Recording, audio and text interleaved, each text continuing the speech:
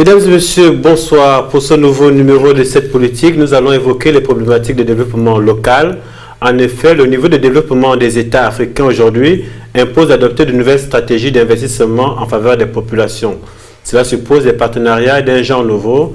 C'est dans ce cadre, en tout cas, que le PNUD, qui s'emploie à améliorer l'indice de développement humain dans le monde et donc à rendre la vie des populations plus facile, a lancé le programme Art Gold Gabon, c'est-à-dire le programme d'appui aux réseaux territoriaux pour la gouvernance locale et le développement du Gabon. Pour en parler, nous recevons Jean-Delors Biyogé Tourou, pour être tout à fait précis.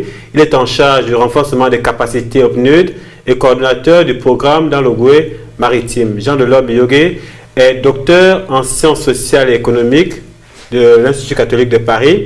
Ses domaines d'expertise ciblent la prévention, la gestion et le règlement des conflits en Afrique et les questions de processus électoraux.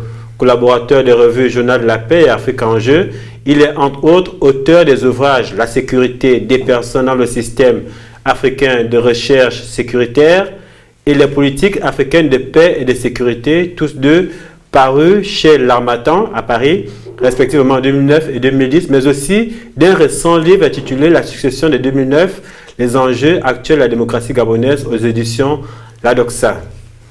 Jean-Delors Biyogé, bonsoir. Bonsoir. Est-ce que cette présentation sommaire vous satisfait?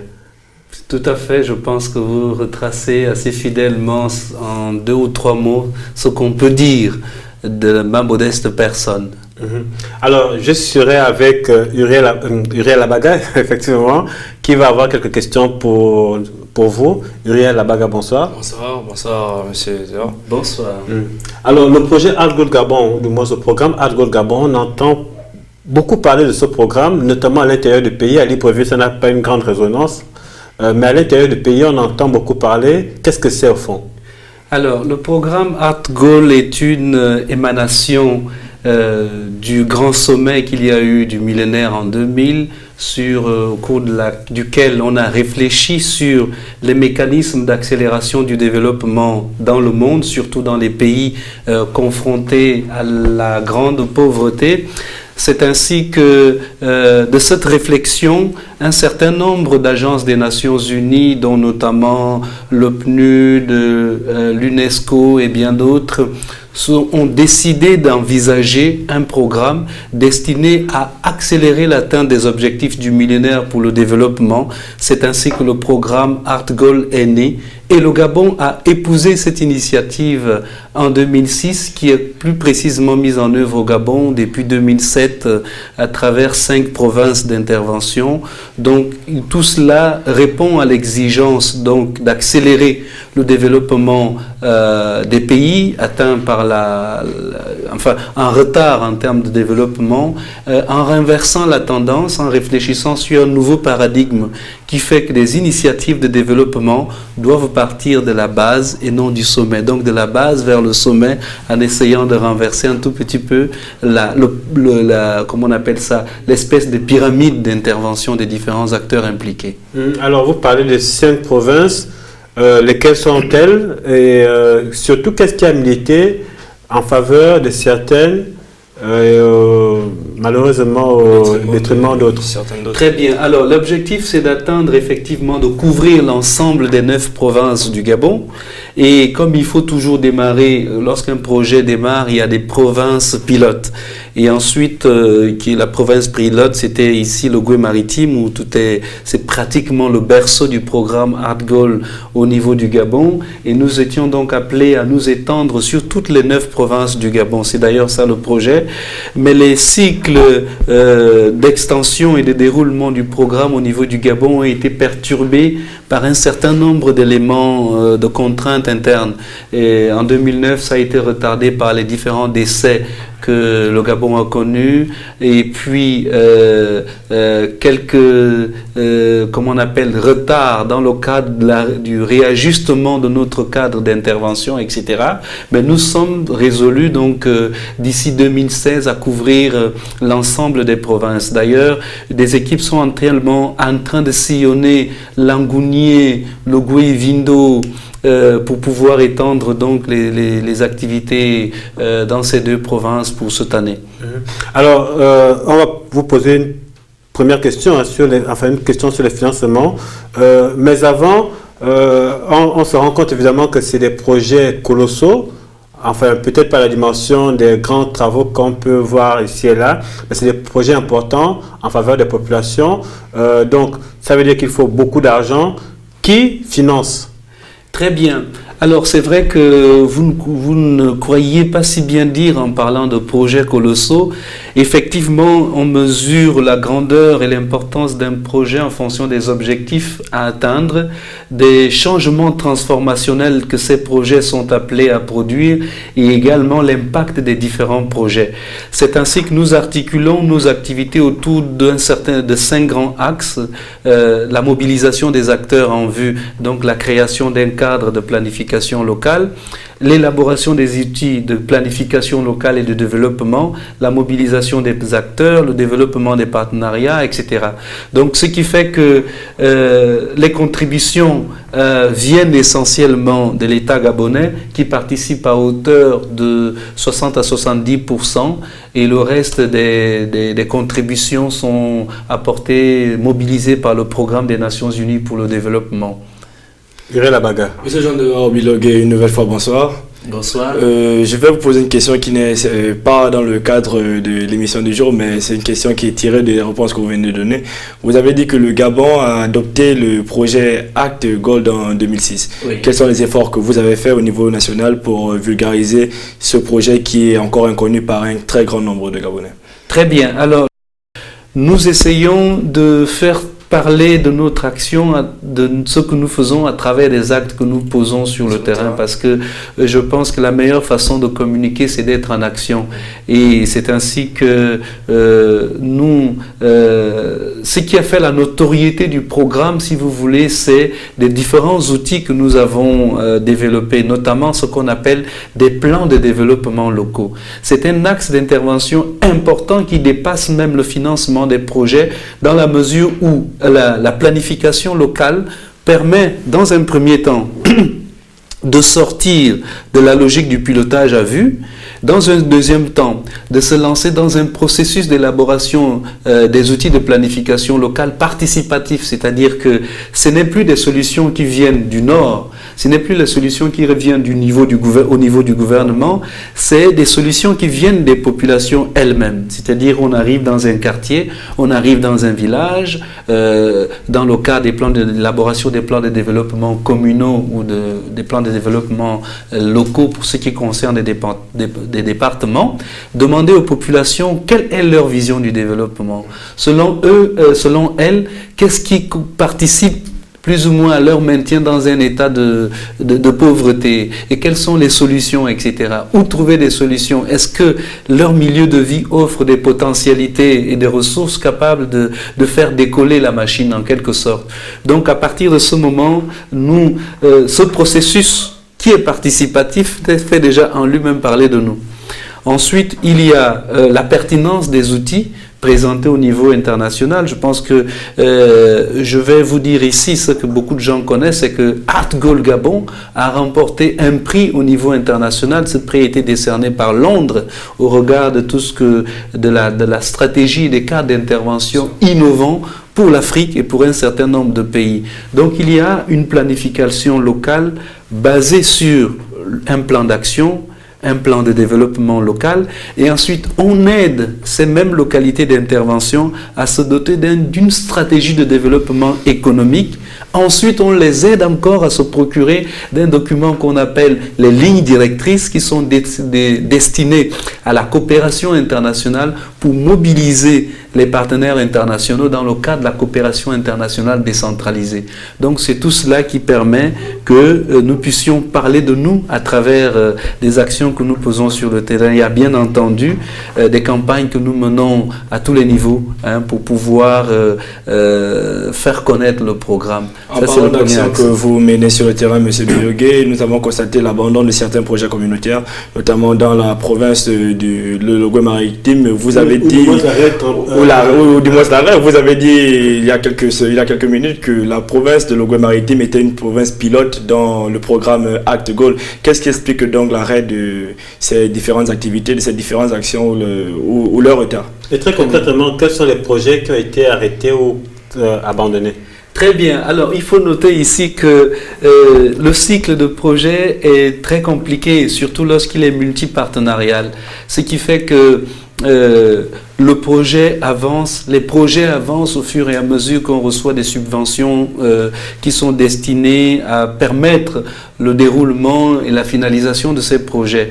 Donc il n'y a pas, à ma connaissance, un seul projet qui a été abandonné, mais un qui connaît des retards d'exécution, qui ont été arrêtés parce que nous étions dans l'attente des financements, en attendant que les différentes parties prenantes honorent leurs engagements, aussi bien étatiques que non étatiques, parce qu'on a également les partenaires du secteur privé des entreprises qui participent au développement local dans le cadre de la responsabilité sociétale des entreprises. Donc des retards que nous avons connus dans l'exécution et la mise en œuvre de certains projets étaient liés et sont essentiellement liés à la non-disponibilité des ressources.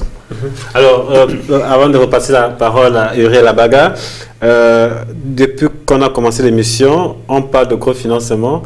Est-ce que c'est indiscret de vous demander quel est le budget du programme Act Goal Gabon?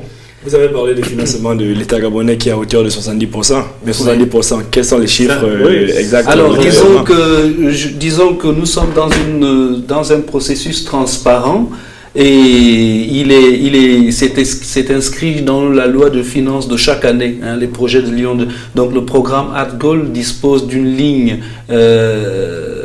comment on appelle ça, budgétaire.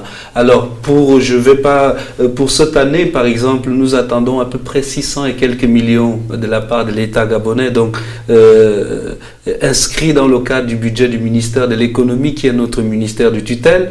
Mais pour ce qui concerne les mobilisations internationales, il est difficile pour moi à ce jour de vous indiquer exactement combien nous allons mobiliser. Ah oui, il y a également, au regard des activités que nous avons menées sur le terrain relatifs à la préparation de la décentralisation, nous nous sommes lancés dans un vaste programme de renforcement des capacités des élus locaux en matière de gouvernance des collectivités locales. Donc nous avons formé en 2014 jusqu'à début 2015 à peu près 500 élus locaux en matière de gestion, management des collectivités locales, etc. La loi sur la décentralisation ne soit pas totalement. Bien sûr, disons que le débat est suffisamment avancé au niveau de l'Assemblée nationale. Je pense qu'à ce jour, il ne manque plus que le décret d'application, ce qui veut dire que le projet va avoir jour. Enfin, la décentralisation elle sera effective au Gabon. Et surtout que nous nous mettons dans une posture préventive et avant-gardiste, parce qu'il ne faut pas se laisser surprendre par les transformations. Il faut anticiper les transformations et les ruptures que ces transformations peuvent être appelées à causer. Et c'est là où le ministère de l'Intérieur a été séduit par notre approche au point de nous accorder également une ligne budgétaire. Donc nous attendons à peu près également une somme d'argent pour pouvoir développer des projets en lien avec la décentralisation et le renforcement de la gouvernance locale. Le programme Act Goal est un programme de renforcement ou de développement des collectivités locales. Entre autres, oui. Entre autres, oui. Et on voudrait savoir, vos actions sont prises, dans vos actions, vous prenez en compte les aspirations des populations, ou en arrivant dans ces collectivités locales, vous avez des idées préconçues sur des choses que vous devez accomplir dans ces endroits-là? Très bien, merci pour la question. C'est justement là le changement de paradigme que j'évoquais en propos liminaire. C'est-à-dire qu'on n'apporte plus des solutions toutes faites et qui souvent ne correspondent pas à la réalité. C'est un peu le traumatisme, ou si vous voulez, le syndrome des programmes d'ajustement structurel qui permettent cette nouvelle approche dans la considération des questions de développement. Le programme d'ajustement structurel du FMI et de la Banque mondiale, un certain nombre d'États africains. Exactement. Donc les solutions sont proposées par les populations et nous les développons avec les populations. Et imaginez ce qui s'est passé, nous l'avons constaté dans certaines de nos zones d'intervention. Par exemple, ne serait-ce qu'au niveau de la participation des entreprises du secteur privé au développement local des communautés riveraines de leur lieu d'exploitation. on a vu que certains dispensaires, certaines écoles et certaines infrastructures communautaires sont à l'abandon parce que ces entreprises sont allées les construire sans tenir compte de la demande locale. Et ce qui fait la spécificité et l'originalité du programme ADGOL, j'ai même envie de dire la cohérence des mécanismes du PNUD que nous développons au niveau du programme ADGOL, c'est cette notion de participation qui fait en sorte que nous soyons en parfaite cohérence aussi bien avec les exigences locales qu'avec les exigences nationales. Donc chacun de nos axes d'intervention prend appui actuellement dans les besoins des populations, mis en lien avec le plan stratégique Gabon émergent et mis encore en lien avec la stratégie d'investissement humain dans le cadre de, comment on appelle ça, de l'axe du plan stratégique Gabon émergent articulé autour de la notion de prospérité partagée.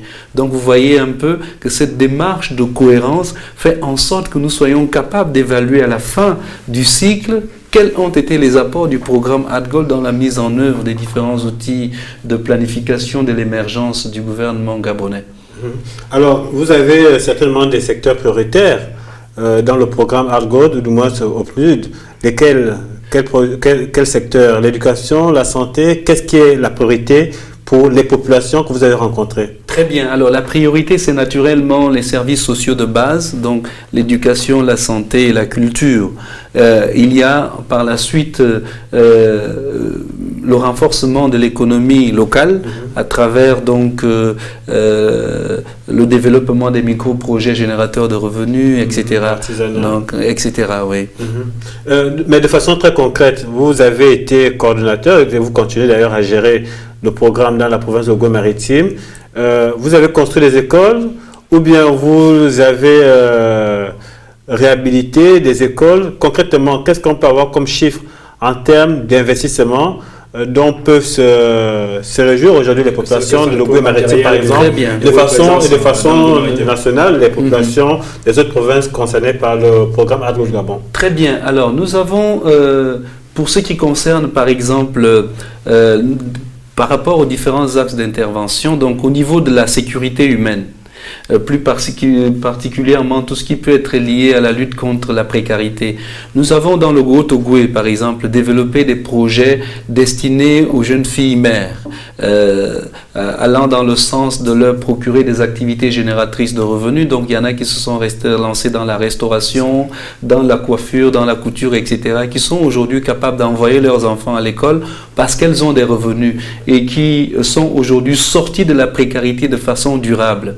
Nous avons également ici et là développé des projets d'hydraulique villageoise pour donner aux populations l'accès à l'eau potable, parce que lorsque l'on vit hors de Libreville, en Libreville, on ne peut pas se rendre compte de la problématique d'accès à l'eau potable qui se pose en milieu rural. Et il y a également les écoles que nous construisons. Actuellement, nous sommes en train de finir un bâtiment au niveau de Matanda à Port-Gentil. Alors, je vais m'arrêter là quelques instants, c'est-à-dire le 4e arrondissement de Port-Gentil. Et puis un grand quartier qui s'appelle le quartier Matanda vers Bac Aviation. Alors avec plusieurs habitants, il n'y avait aucune école primaire publique dans ce quartier. Alors la seule école qui était privée et que l'État a récupérée n'avait que 6 salles de classe. Ces 6 salles de classe accueillent chaque année 1111 élèves qui sont obligés de faire un turnover parce qu'il n'y a pas d'espace disponible et le bâtiment est construit dans un matériel précaire.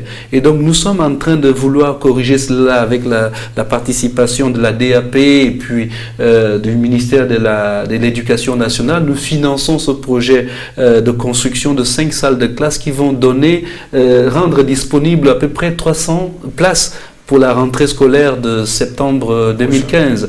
Donc voilà, et il y a bien d'autres projets. Il y a un autre projet très intéressant pour nous, c'est la transformation la conservation et la transformation des produits halieutiques dans un village qui s'appelle Ngoé. Ce projet est destiné à l'Union pour le développement du canton Ngoé qui s'appelle UDCN, qui nous a soumis ce désir d'avoir cette usine, cette unité de conservation et de transformation. Un, pour éviter le gaspillage du poisson, et deux, pour vendre le poisson en plusieurs dimensions, poisson salé, poisson fumé, poisson frais, etc., qu'on va vendre à travers les réseaux du programme ADGOL, non seulement au niveau de la province de l'Ogooué-Maritime, mais aussi au Cameroun et en Guinée équatoriale, parce que nous sommes en train de financer la construction d'un marché à Médeng, qui va être un marché sous-régional, parce qu'il y aura les commerçants des 3 pays qui vont se retrouver là pour développer leurs activités, leurs échanges. Il y a bien d'autres projets.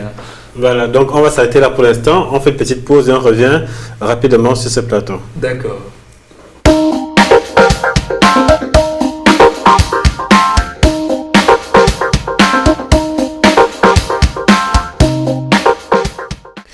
Alors nous sommes de retour sur ce plateau de cette politique. Nous recevons, vous le savez, le docteur Jean-Delors Biyogué, qui est chargé de programme au PNUD et coordonnateur, en tout cas jusqu'à maintenant, du projet ADGOL Gabon. Uriel Alaga, une première question.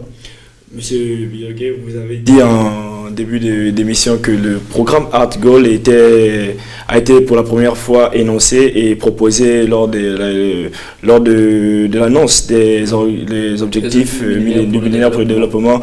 En quoi ce programme ADGOL Gabon contribue-t-il à la réalisation de ces objectifs-là? Très bien. Alors, vous savez qu'il y a eu 8 objectifs à atteindre à horizon 2015 et nous sommes déjà à la fin justement de ce cycle qui va ouvrir la voie à un autre cycle. C'est l'agenda relatif alors ça s'appelle aux objectifs de développement durable. Il y en a 17. Donc, alors ici, pour ce qui concerne le programme ADGOL par rapport à l'accélération de l'atteinte des objectifs du millénaire, nous avons par exemple dans le secteur de l'éducation assuré l'accès à l'éducation pour tous. Donc nous avons les exemples que je vous prenais tout à l'heure. Je parle seulement de la province de l'Ogooué-Maritime et il y a bien d'autres programmes aussi. Nous avons renforcé les projets d'éducation scolaire.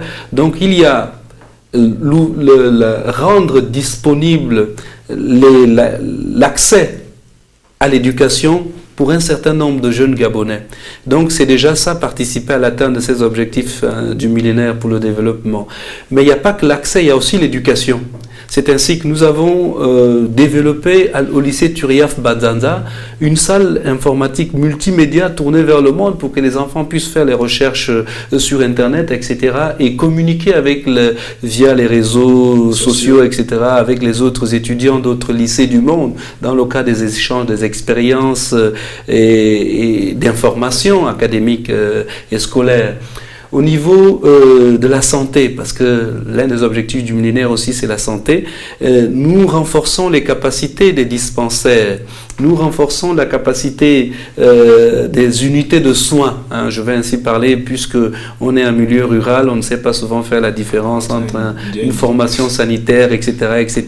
Donc nous intervenons là-dessus pour faire en sorte que dans nos zones d'intervention, les populations puissent avoir le minimum. Donc nous avons ainsi participé au développement d'un programme que le PNUD a porté avec Shell Gabon au niveau de Gamba par exemple, pour la couverture médicale en matière surtout de la vaccination, la lutte contre le sida et le paludisme, etc.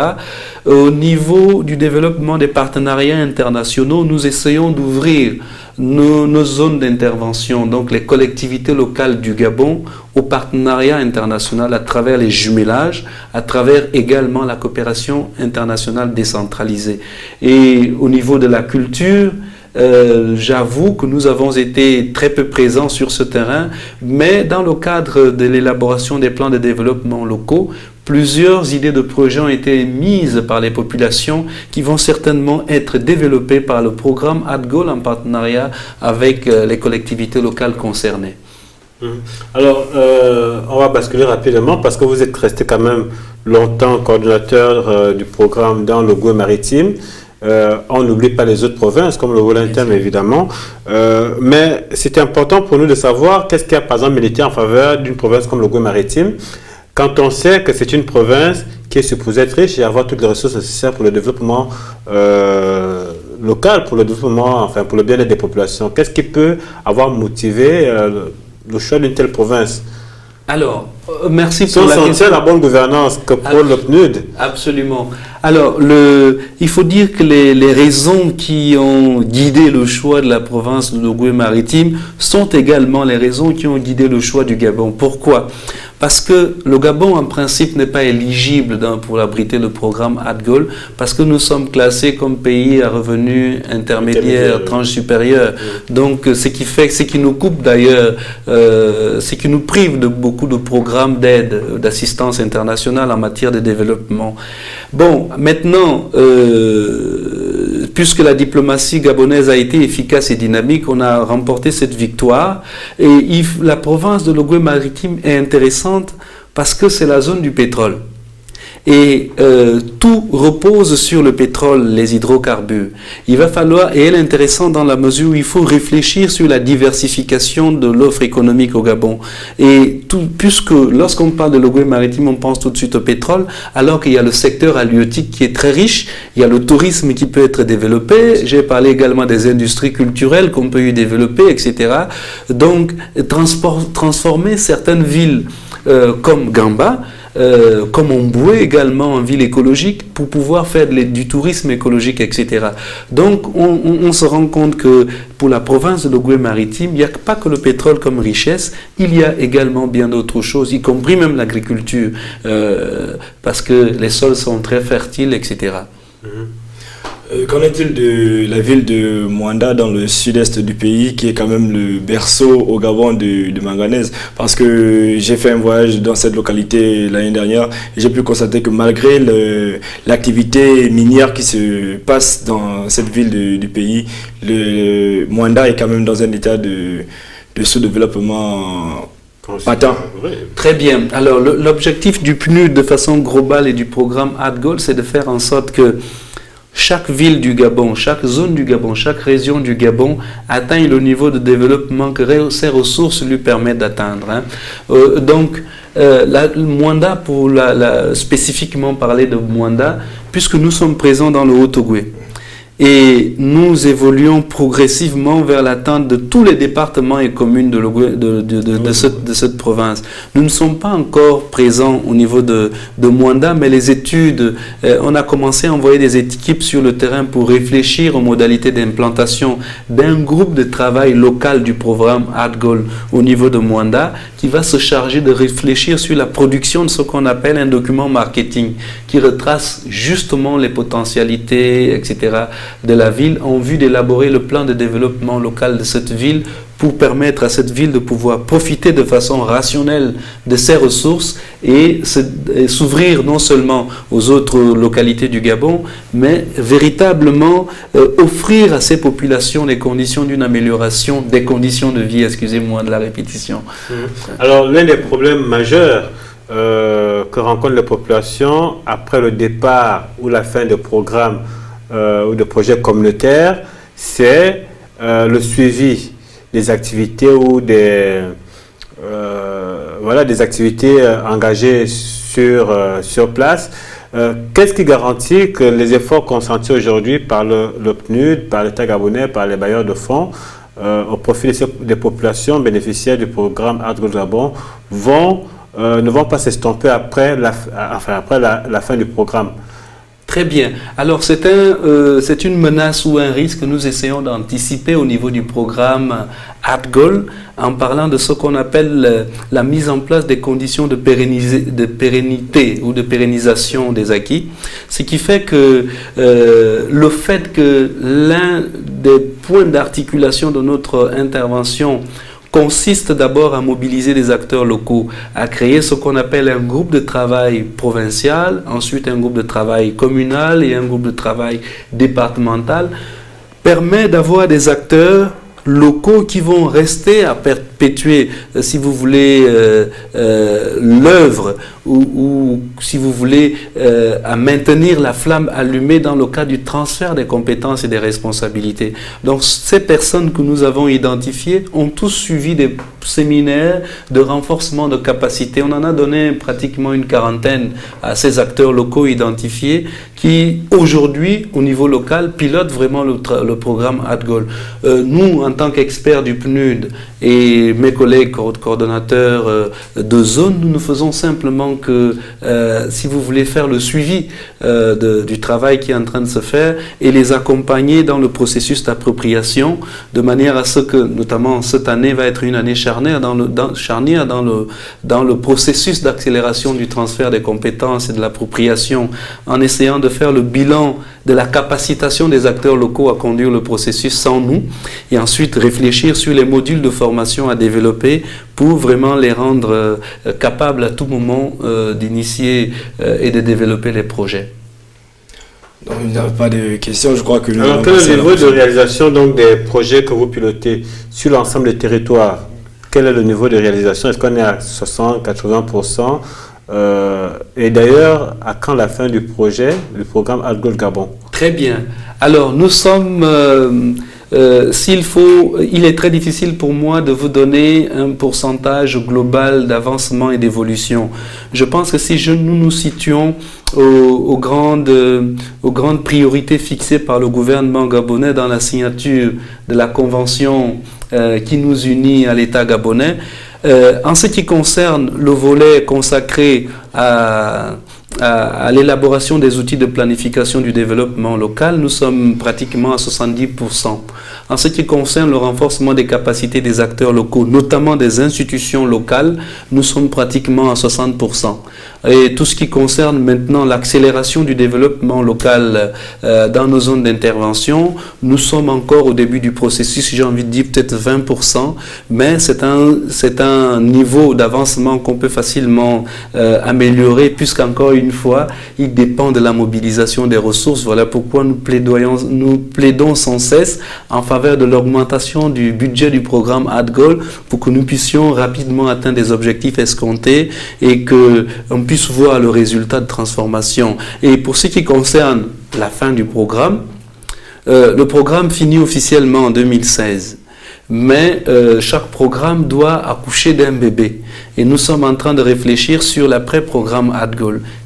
Quel visage, quel sera l'héritage du programme ADGOL au Gabon? Est-ce qu'il va falloir peut-être un jour envisager la transformation du programme en agence de promotion du développement et la gouvernance locale? Est-ce qu'il va falloir envisager une direction générale au sein du ministère de l'économie ou du ministère de l'Intérieur sur le développement local, etc. Donc toutes les réflexions sont là pour pouvoir laisser l'héritage du programme ADGOL. Donc, cette nouvelle structure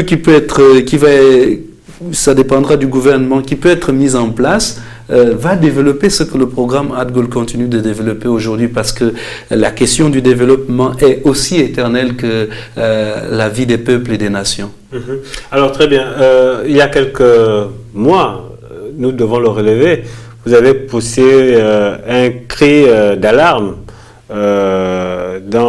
chez un de nos confrères de la presse écrite.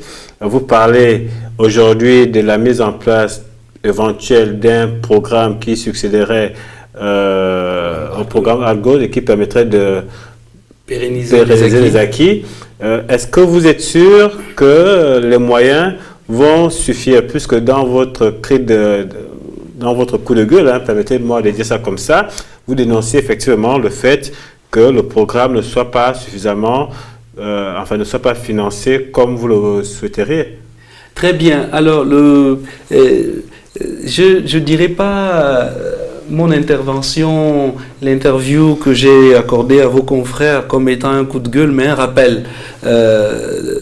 Rappeler simplement à chaque partie prenante de respecter ses engagements vis-à-vis des populations, vis-à-vis du PNUD et vis-à-vis de toutes les parties prenantes. C'est vrai que cette question de financement est à l'origine de plusieurs difficultés que nous rencontrons sur le terrain. Et j'ai eu particulièrement peur que tout d'un coup, au regard du contexte international, il ne faut pas le nier également, parce que la crise internationale, la crise financière accentuée par la crise du pétrole, a ralenti un certain nombre d'élan de solidarité de la part de ceux des partenaires traditionnels, qui fait qu'on court sans cesse ce risque d'extension brutale des projets. Moi, la grande peur, la grande hantise, c'est de laisser les éléphants blancs. Et là, je pense que le gouvernement a fait ce qu'il fallait et est en train de faire ce qu'il faut pour honorer ses engagements vis-à-vis du programme ArtGoal. Et il y a eu des efforts qui ont été faits, parce que quand même pour cette année, je ne trahirai rien en disant qu'au départ, il y avait inscrit sur la ligne budgétaire du programme ArtGoal 450 millions. Maintenant, le gouvernement a décidé de le porter à 600 et quelques millions. Ça veut dire qu'il y a quand même une volonté de voir le projet aboutir et atteindre ses objectifs. L'État et le PNUD, deux partenaires? Absolument, deux partenaires complémentaires. Si l'État a honoré ses engagements, qu'en est-il des financements du PNUD? Les financements du PNUD sont toujours là, permanents. L'un des financements du PNUD, c'est la prise en charge, par exemple, des experts mis à la disposition du programme et de bien d'autres, tout ce qui concerne la gestion au quotidien, etc., la mise en place, la fourniture d'équipements, les véhicules, le matériel de bureau, les ordinateurs, etc., et puis qui se renouvellent chaque année, et bien d'autres, comment on appelle ça, bien d'autres financements, bien d'autres postes, n'est-ce pas, du projet qui sont pris en charge par le PNUD. Donc à ce niveau, il n'y a pas de problème, c'est plutôt bien respecté jusqu'à présent. Alors on va marquer une deuxième pause et on reviendra pour les 10 dernières minutes de cette émission.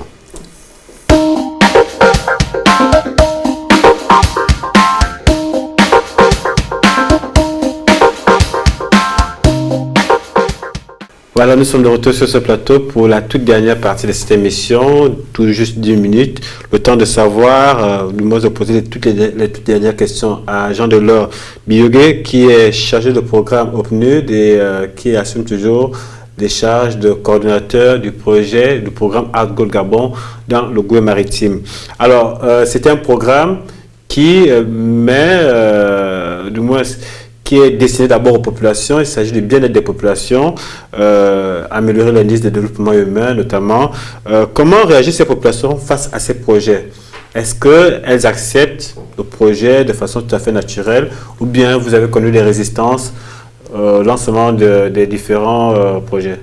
Très bien. Alors, la première phase était destinée donc directement aux populations regroupées en associations, donc qui venaient nous voir avec des projets sur la base, bien sûr, du plan de développement local, parce que c'est dans le plan de développement local que l'on retire des idées de projet.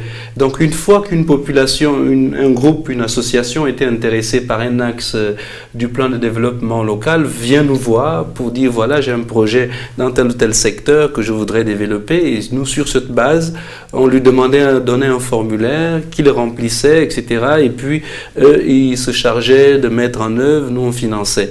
Actuellement, nous avons changé le mode d'intervention, parce qu'on veut de plus en plus rendre les collectivités locales propriétaires et partenaires. Ce qui fait que les populations, on a deux types de projets maintenant. Les projets qui sont soumis par les collectivités locales elles-mêmes et les projets qui sont soumis par les organisations à base communautaire à travers les collectivités locales. Alors c'est très intéressant ce partenariat, parce que lorsque une association ou un groupe de personnes, une coopérative soumet un projet au conseil départemental ou à la mairie qui, elle, nous le transmet, il y a un partenariat qui naît. L'association développe les activités et partage le bénéfice avec le conseil départemental, avec la collectivité locale. Ce qui fait que il y a accroissement des recettes propres de l'institution locale en question. Je ne sais pas si vous comprenez ce que je suis en train d'expliquer. Et là, c'est-à-dire que vous avez un mode de financement des collectivités locales qui est dépendant presque à 90% de l'État. C'est l'État qui alloue des ressources aux collectivités locales en fonction de plusieurs paramètres. Mais ces ressources augmentent chaque année en fonction des recettes propres du conseil de la collectivité locale en question.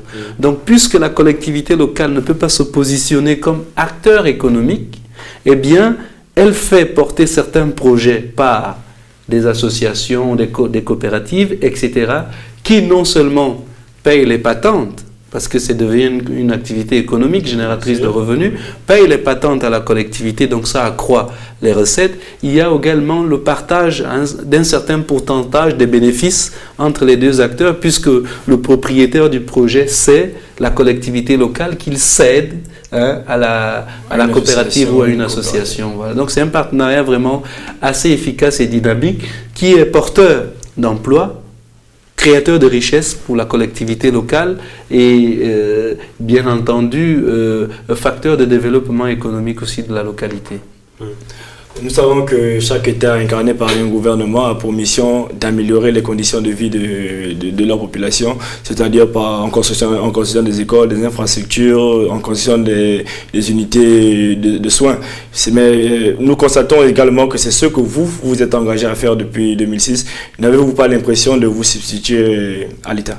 Alors, c'est la continuité du service de l'État, puisque le programme ADGOL est financé par l'État gabonais en grande partie pour justement, si vous voulez, accélérer les réponses à donner aux besoins des populations. Ce qui fait que là où les mécanismes traditionnels gouvernementaux peuvent prendre du temps, avec le programme ADGOL qui a une méthode beaucoup plus souple et beaucoup plus dynamique, ça peut aller très vite. Donc en fait, nous ne sommes là que dans les missions que nous confie l'État. Ce qui fait par exemple que si l'État a prévu construire d'ici 2016 15 écoles dans une de nos localités d'intervention et que nous avons construit une école, on enlève une école des 14. Donc c'est déjà des soustractions qui se font. Donc tout se fait vraiment en partenariat avec le gouvernement qui regarde au niveau local, par exemple au niveau des provinces.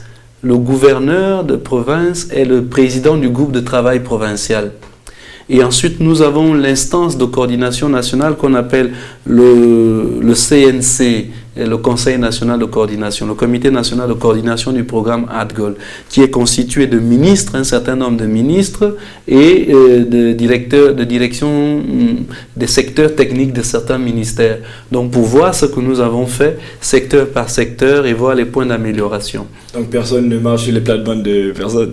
Non, alors par contre, il y a des risques de chevauchement, bien entendu, parce que dans certains projets, et nous sommes aussi là pour ça, c'est-à-dire que vous voyez un peu un État avec plusieurs secteurs qu'il y a et plusieurs activités, vous voyez que certains, même au niveau des gouvernements, de la répartition des responsabilités entre ministères, de temps en temps, on peut avoir l'impression qu'il y a des chevauchements parce que certainement, tout cela peut être dû au changement des dénominations des ministères. Donc, ce qui a été transféré ici, on ne s'en rend pas trop compte, on continue de le maintenir, etc.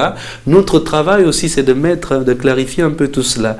Et c'est d'ailleurs pour ça que nous allons cette année aussi mettre un accent vraiment sur la coordination des initiatives qui sont développées au niveau local et qui émanent du gouvernement pour éviter des chevauchements et des doublons. Puisque vous êtes chargé du programme OPNUD, c'est intéressant pour nous de savoir si aujourd'hui, de façon globale, en dehors du programme ADGOL Gabon, l'OPNUD a des programmes qui puissent aider justement au développement local, voilà, des projets communautaires, des projets en dehors du projet ADGOL. Est-ce que l'OPNUD aujourd'hui a des programmes concrets? Très bien. Alors, nous avons actuellement un certain nombre de programmes actifs qui participent indirectement au développement local. il y a le programme ADGOL, c'est directement, et c'est clair, et c'est l'un des programmes les plus riches parce qu'il touche le domaine de la gouvernance locale, du développement local et de la coopération internationale décentralisée, etc. Mais nous avons actuellement, vous avez certainement suivi l'actualité, que nous sommes en train de lancer le PACLEI, donc le programme d'appui à la lutte contre l'enrichissement illicite et la corruption, le blanchiment des capitaux. On est également dans les programmes d'assainissement en matière de lutte pour la protection de l'environnement, etc., et qu'on appelle le PRONAGRUP. On est également, on appuie plusieurs projets qui vont dans le sens de la lutte contre la pauvreté. Et là, on va se lancer, on est en train de discuter avec le gouvernement sur plusieurs autres projets, notamment ceux concernant des activités génératrices de revenus. Donc, on est en discussion avec le ministère de la Prévoyance sociale. On est également en train de voir dans quelle mesure développer des énergies renouvelables pour apporter la lumière en milieu rural, puisqu'ils sont encore dépourvus d'électricité et donc l'accès à l'information est difficile, etc. Donc il y a plein de projets que nous avons élaborés, que nous avons écrits et soumis au gouvernement pour voir s'il y a possibilité de les développer en partenariat. Mais encore une fois, pour revenir sur votre question de départ sur les financements qui peuvent constituer un risque d'arrêt et d'interruption des projets, je crois que l'occasion nous est donnée de réfléchir sur des mécanismes innovants de financement. Et je pense que si on a de grosses multinationales qui s'intéressent à ce que nous faisons et qui deviennent entièrement partie prenante et qui essayent de faire passer leur appui par le programme ADGOL, je pense qu'on peut atteindre plus de résultats que ce que nous avons atteint jusqu'à présent. Le PNUD s'inquiète beaucoup pour les populations, on l'a remarqué. Maintenant, quelle est aujourd'hui l'idée ou qu'est-ce que vous pensez du niveau de développement du Gabon aujourd'hui? Parce que chaque année, effectivement, il y a un rapport qui sort, un bilan qui est fait. Quelle est, au niveau du PNUD, l'idée ou voilà, votre perception du développement humain au Gabon? Je pense que le développement humain au Gabon est en marche comme tout processus dans des pays qui ressemblent au Gabon, avec des zones d'espoir. J'entends par là l'amélioration de la croissance quand même au niveau national qui reste simplement à mieux partager et à mieux distribuer. Il y a également le fait que le Gabon se lance quand même depuis un certain temps dans un souci de rationalisation de la gestion des richesses à travers la planification stratégique. C'est aussi une bonne chose. Il ne reste plus que simplement qu'à développer les mécanismes de gouvernance de ces outils. Nous militons par exemple en faveur de la mise en place d'un cadre d'évaluation systématique de la mise en œuvre du plan stratégique Gabon émergent pour voir les points d'amélioration par rapport à la situation globale du pays. Bon, il y a encore des pesanteurs qui peuvent être liés peut-être à la non-maîtrise des ressources humaines, simplement une meilleure utilisation des ressources humaines, une meilleure gestion des ressources, pas qu'elles soient mal gérées, peut-être revoir les priorités d'affectation. Et puis aussi, surtout, repenser notre modèle de développement économique en essayant de faire de chaque province un levier phare de l'économie. Si on dit que la province de l'Ogooué-Maritime est pétrolière, etc., qu'est-ce qu'on dirait de la province du Walentin? On peut dire agricole, et province du Haut-Ogooué minière, etc. Essayer de faire en sorte que chacune des potentialités dont regorge chaque province accouche d'un produit phare que l'on identifie, et on sait que telle ou telle zone du Gabon participe à la croissance et au développement économique à travers telle ou telle activité. Et on en a les moyens. Je pense que si on fait cette répartition géoéconomique, si je peux ainsi m'exprimer, de la gestion des richesses du pays, je pense qu'on peut accélérer le développement du Gabon. Mais tout est fait pour y arriver. Vous avez parlé de zones d'espoir. Est-ce une manière involontaire ou volontaire de concéder qu'il y a des zones de désespoir au Gabon? Ben, bien entendu, il faut noter que ce serait quand même pour moi faire preuve d'une forme d'aveuglement ou de naïveté que de dire que on est dans une situation où il n'y a pas de problème. Et ce n'est pas propre seulement au Gabon. Je crois que beaucoup d'États du monde, tous les États du monde sont confrontés à des difficultés. C'est vrai que chaque pays a ses spécificités. Deux fois, certaines difficultés peuvent être de trop. Parce que simplement les solutions sont à la portée et c'est ce qu'il faut éviter. Il faut éviter que les difficultés soient de trop. Il vaut mieux que les difficultés soient initiales mais pas de trop. Et je pense que avec le concours des partenaires au développement, avec le concours et l'implication, une meilleure implication des populations, une meilleure prise en compte des principes démocratiques, etc., et de la gouvernance économique, on peut arriver à maîtriser justement ces zones de désespoir qui peuvent paraître visibles et agissantes, il faut le dire, agissantes dans le paysage économique du Gabon. On va peut-être terminer par là, mais toute dernière question. Dans tous les projets que vous avez énumérés, on n'a perçu qu'un projet pour le secteur de la communication, les médias. Alors, c'est vrai que je n'ai pas beaucoup parlé de cela, mais nous avons pour les journalistes très souvent organisé des séminaires de renforcement de capacités en matière par exemple de communication du développement local. On a également aussi, très souvent, il n'y a pas que le PNUD, vous avez vu ce qu'a fait l'ONUCA en matière de traitement de l'information en temps de crise, etc.